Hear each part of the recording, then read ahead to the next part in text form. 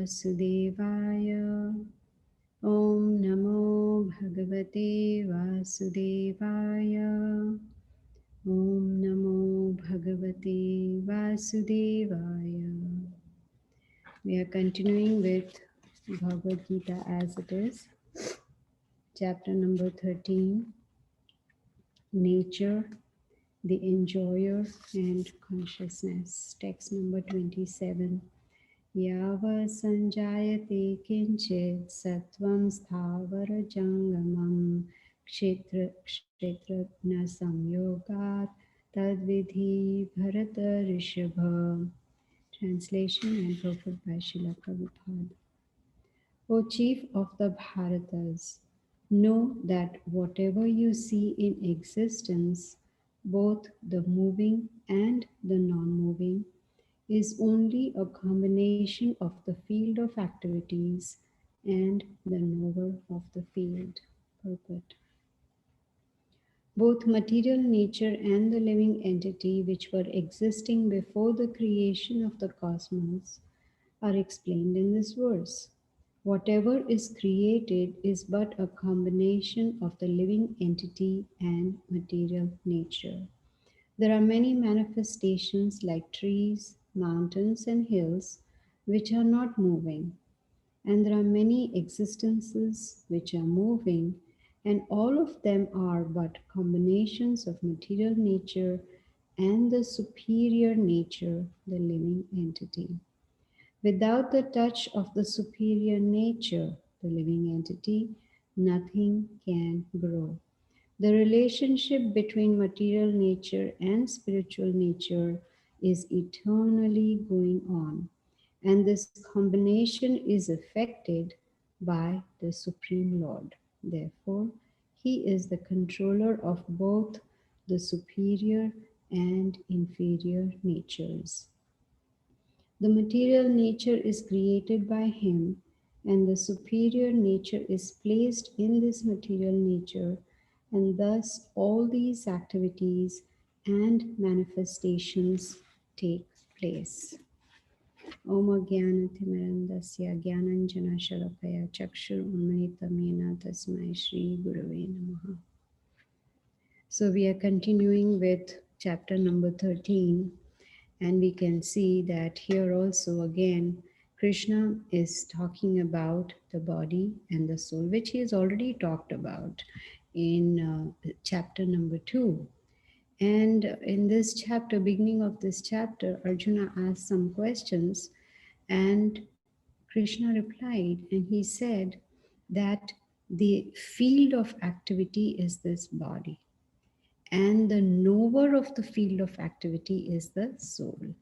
And here in this purport, we can see Prabhupada explains that we living entities and the material nature, we are eternal. We are not, it's not the body that is eternal, but it is the spirit soul. Body is made of material elements, right? So this creation is a combination of material nature and the living entities. Now, Krishna, he's talking about both moving and non-moving, right? Non-moving like the trees, the hills, the mountains, etc. So we've already learned that Krishna has three energies, right? He has external, internal, and marginal energy. And we living entities, the spirit souls, we are of superior nature. And Prabhupada explains that we are considered the marginal energy. Why? Because we decide whether we want to elevate ourselves or we want to degrade ourselves. So we can go to the spiritual or we can remain in the material realm. So here again, Krishna is talking about the knower of the field of activities, which is the spirit soul. Why? Because soul is very, very important. It's the soul that gives life to the body. The moment the soul leaves the body is useless. We cannot keep a dead body for too long in the house. We need to get rid of it. Why is it? It's the same body that we worshipped all along, but now it has become useless because the soul has left the body. So we need to understand, like Prabhupada mentions in the purport, that because of the soul the body grows, right? From boyhood to youth to old age, is that growth is because the soul is in the body. The moment soul leaves the body stops growing, it becomes completely useless. So it's very important to understand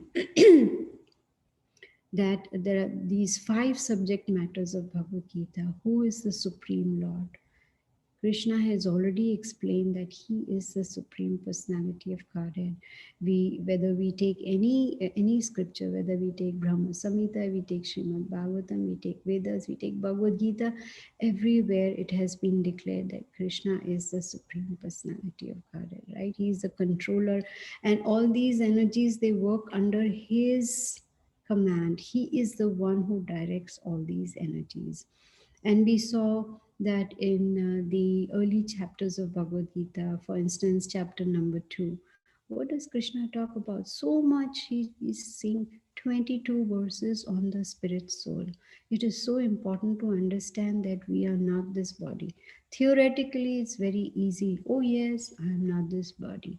But how to really put it into practice? Only when we follow the Bhagavad Gita, all the instructions given in the Bhagavad Gita, then we will come to that realization that I am not this body, but I am a spirit soul. So we need to remember that whenever we perform any activities, we need to remember two things, that I am the spirit soul and that Krishna is situated in my heart as the super soul. If you remember the verses that we have done before in this chapter, Krishna has talked about himself as a super soul. He says, I am there in everyone's heart, situated as a super soul, guiding us, sanctioning our activities, our desires. So he is there to help us, right? But if we continue on the bodily concept of life, just thinking about how to please the body, how to give everything that the senses want, then there's going to be degradation. There will be no progress on the spiritual path. So we need to understand that just like, you know, we like to see progress in our material life. Okay, if I have joined a company, my position is maybe just, maybe an assistant or whatever. So the goal is there, oh, how can I become the manager? Then how can I become the director? Then how can I become the CEO of the company? So we want progress materially also. Okay, I'm earning X number of dollars now. Next year, by next year, I want to earn so much more. So when we are thinking so much about material progress, why not think about progressing spiritually also? That's also important, right? We have understood that this body that we've got, it's on lease. It's only for X number of years. Just like when we, sign a lease for a new apartment. So we sign a 2-year lease or 1-year lease or whatever it is, or month to month basis. But the moment the lease expires, we have to leave that apartment. So similarly, this body is also on lease, and as soon as the lease expires, the soul will be thrown out of this body, and this body is going to be useless. So we must understand that just like when we take an apartment on lease, we are careful that we do not, that we keep the apartment in good condition. We make sure that, we don't make holes in the walls, or there's no destruction. We preserve, we maintain the property that belongs to someone else, right? That apartment doesn't belong to us. We have just taken it on lease. So we make sure that when the lease expires, the apartment is returned as it is. So also this body is given to us by the owner of the body, which is the Supreme Lord. He has given us this body on lease. So we need to make sure we use it properly. Just like in the apartment, we have to follow rules. There are rules, that are laid down by the apartment office manager, whoever it is, will say, okay, these are the do's and these are the don'ts. Don't do this, and you can only do this. Similarly, there are do's and don'ts for this body, right? This is also like an apartment on lease. So we need to follow the Supreme Lord's laws that He has given. He is the creator of this body, and He is the one who has given us a manual how to run this machinery that He has given us. A very complicated machinery, this body. So, just like, I buy a car, so I buy a car, and then there is an owner's manual in the car, right? So I need to open that and read. What does it say? What kind of gas I need to put in there? When do I need to go for, what is that called? You take it to the dealer for, after 3 months or 6 months, whatever it is, they make sure that the tires are rotated, etc., etc. Have to keep it up to date. So similarly, Bhagavad Gita is the owner's manual for this body that is being given to us. So if in the car it says I have to use the gas in what is called 89 instead of 87, 89, 93, whatever. But instead I put diesel in there. Is my car going to work? No, because it is not designed to run on diesel. Excuse me. Similarly, this body also needs only certain types of food items. Just like, as I was giving the example of diesel, so also we have to make sure what is it that we can eat, what is it that we can put inside that body. So it's very, very important to understand that. To understand that, we need intelligence. And Krishna is telling Arjuna that intelligence is there. Human beings have philosophical intelligence, but some use it and most don't use it. We should not misuse. We should, in fact, he tells Arjuna, please sharpen your intelligence with the sword of knowledge. We need to take this knowledge of Bhagavad Gita. We have to use it. And everything is given in the Bhagavad Gita. And with the intelligence, we should know how to discriminate properly. Everything needs discrimination, whether it is food, whether it is associating with others, whether it is, you can say, environment, so everything we have to analyze with the help of knowledge, use the intelligence, use the knowledge, and then act accordingly. It should be such that everything that we use should be conducive to Krishna consciousness. That is very, very important. Life, this human life is not meant for eat, sleep, and be merry. It's a huge responsibility. We need to act like human beings, right?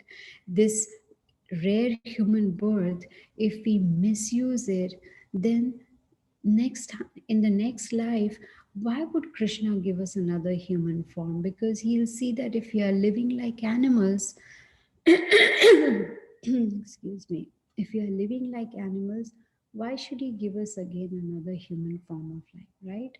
He has already explained everything to us. He has explained to us that we are eternal, we are his parts, we are the spirit soul. He's explained how karma works, he's explained how we can, by performing a karma, by performing devotional service to him, we can break the cycle of birth and death. He's explained to us that Bhuktaram Yagna Tapasam Sarva Loka Maheshwara, that he is the supreme personality of Godhead. And he has already explained to us that he is situated in everyone's heart. He's the controller, he's the guide, he's the witness, he's the sanctioner. All that information is given in the Bhagavad Gita. Let's see what does he say in verse number 28. Excuse me. One who sees the supersoul accompanying the individual soul in all bodies, and who understands that neither the soul nor the supersoul within the destructible body is ever destroyed, actually sees. Purport. Anyone who by good association can see three things combined together: the body, the proprietor of the body or individual soul, and the friend of the individual soul, is actually in knowledge.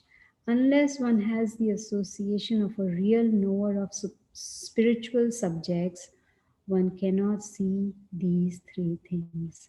Those who do not have such association are ignorant. They simply see the body and they think that when the body is destroyed, everything is finished. But actually, it is not so. After the destruction of the body, both the soul and the supersoul exist and they go on eternally in many various moving and non moving forms. The Sanskrit word Parameshwara is sometimes translated as the individual soul because the soul is the master of the body, and after the destruction of the body, he transfers to another form. In that way, he is master. But there are others who interpret this Parameshwara to be the super soul. In either case, both the super soul and the individual soul continue. They are not destroyed. One who can see in this way can actually see what is happening. See, again, Krishna is talking about the super soul, that he is situated in the heart. He goes with each and every living entity from one body to another. Why does he do that? Because he loves us, so much compassion and mercy for us. He wants to come with us in each body so he can guide us how we can go back to our spiritual home, which is back to Godhead. So, again and again, Krishna is stressing about the soul and the super soul, both are eternal. What, in this verse, he's saying that person sees. What does he mean that he actually sees? That's important to understand, right? So, with the help of knowledge, we need to understand that we are eternal. Why are we struggling in this temporary body? Why are we not giving importance to the soul? These are important questions, we should ask ourselves. Soul is the one that will take us from one body to another. And at the time of death, body is finished, but the soul continues, right? So we need to give more importance to the soul than the body. It's not that we should neglect the body. Krishna says we have to maintain the body and soul together. Yes, we have to do that. But when we are feeding the body, we need to feed the soul also. What is the food? What is it that gives strength to the soul?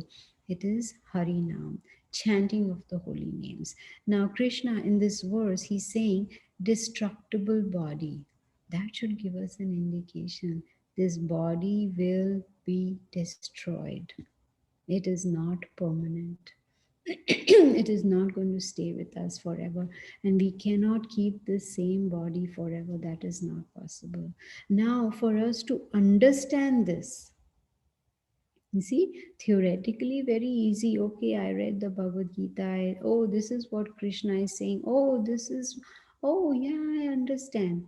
But practically, to put it in practice, it's very difficult. We can understand this easily if we have association of bona fide devotees. When we have that, Prabhupada says in the purport that when we have good association, then says we can see things properly.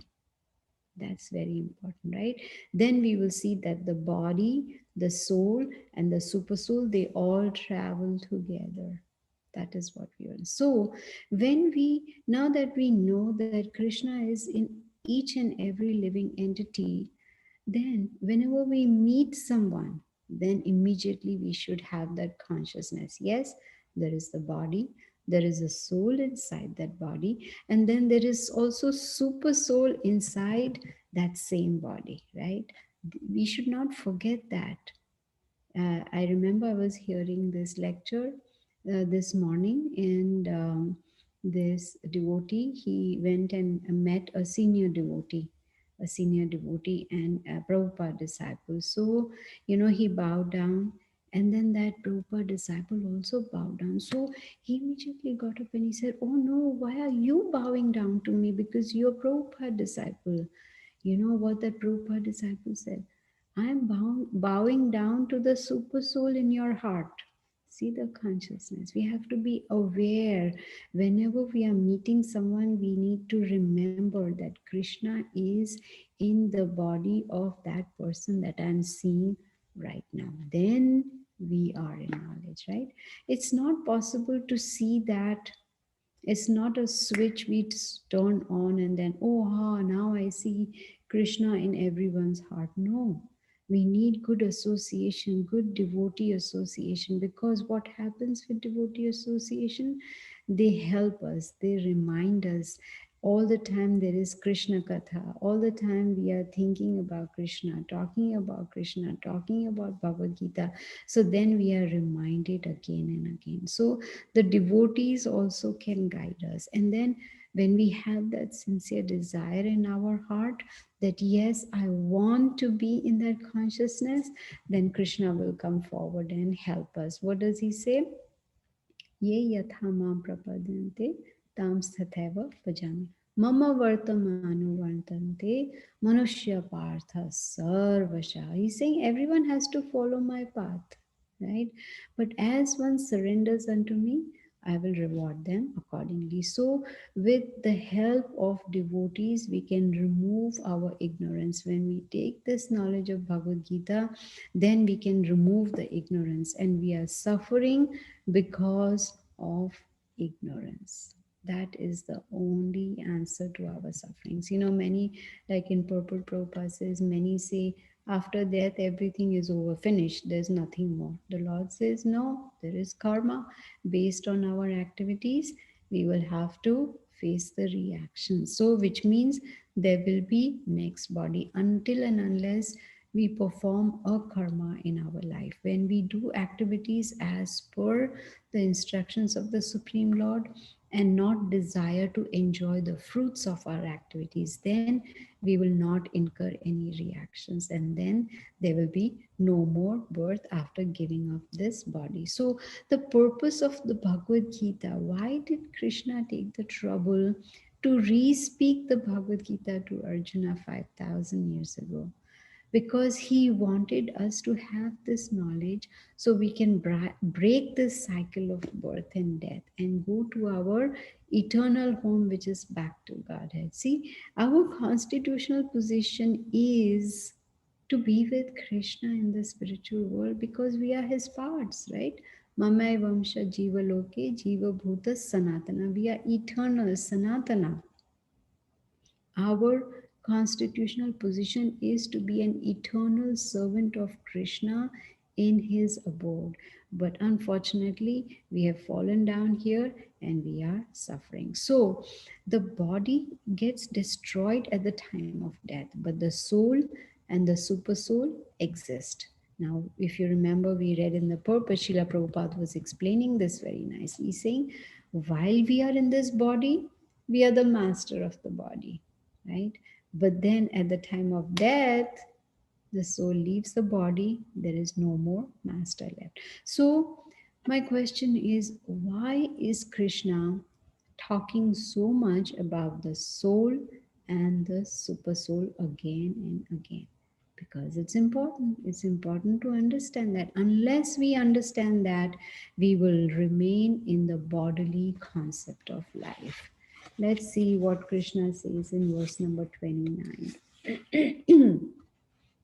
One who sees the supersoul equally present everywhere in every living being does not degrade himself by his mind. Thus he approaches the transcendental destination. Purport. The living entity, by accepting his material existence, has become situated differently than in his spiritual existence. But if one understands that the Supreme is situated in his Paramatma manifestation everywhere, that is, if one can see the presence of the Supreme Personality of Godhead in every living thing, he does not degrade himself by a destructive mentality. and he therefore gradually advances to the spiritual world. The mind is generally addicted to sense gratifying processes, but when the mind turns to the super soul, one becomes advanced in spiritual understanding. What a beautiful verse, right? So, here, see, Krishna is in all living entities, right? Even in animals. So, one can then think about this. If Krishna is in the animals also, should we be eating the animals? No, we should not be eating the animals, right? Because Krishna is there in everyone's heart. He is there. So he is even in the animals. Like some people say, oh, animals, there is no soul. Says who? Here, Bhagavad Gita, the scriptures clearly explaining that Krishna is present even in the animals. Souls is there. Animals also have souls, so we cannot eat them. So this verse actually is giving us a formula on how not to degrade ourselves, right? Mind is the one that makes us do all the things, right? All the activities are performed because the mind wants it. And what is the mind doing? Mind is under the control of the senses. So if the senses say, I want to go there, I want to eat this, I want to see this, I want to hear this, then the mind fulfills that, right? So this is now how it should work. Because if the mind is under the control of the senses, then there'll be degradation. Krishna has already explained on how to control the mind.